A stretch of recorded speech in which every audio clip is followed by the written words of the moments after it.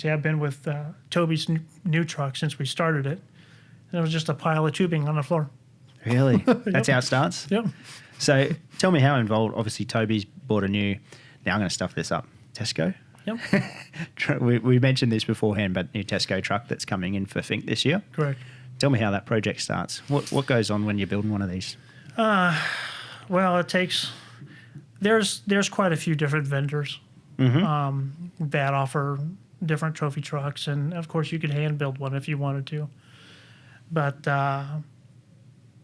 Toby did some background, some research, and kind of landed with John Vance and the TSCO group on building this new trophy truck, and they were obviously more than welcoming to do it.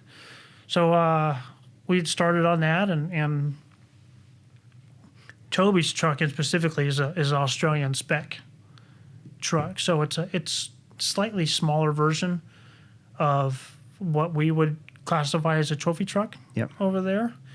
A slightly smaller version, so it's slightly lighter. But we also have to mandate to a 6.0 liter engine rule here in Australia. Over in America, they're, almost an 8 liter engine. You know what I mean? And what is it? It's Duggan engines? Dugan's, Dugan's racing engines, yep. Like they're 555 cube or something around that for their trophy trucks, hey? Yeah. That's a big motor.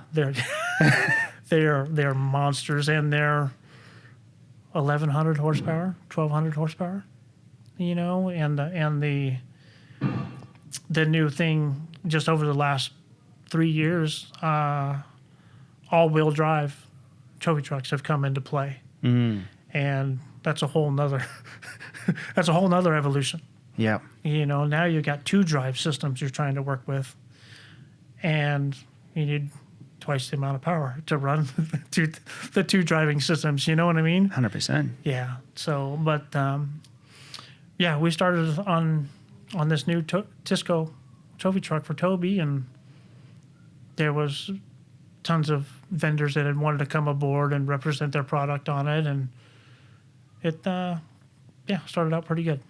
Now, when it comes as just a couple of pieces of pipe, how long does it take to build one? The TSCO have their chassis all drawn up in a CNC or a CAD deal, and they have a company. They outsource to a company that laser cuts them and bends them to what they need to be. Right. And of course they have a jig table. They have 2 or 3 jig tables, and they just kind of lay all the tubing in order, and a couple of guys start welding, and like I say, Toby's truck is Australian specific, and of course we want to build it to what their needs are. What I mean? And fortunately, Toby was able to come over, and when we got it to the certain point where he could sit in it and put the seat where he wanted and put the steering wheel where he wanted and the pedals, and just you got to be comfortable. You're in it for a long day, and you got to be comfortable in the truck and be able to operate everything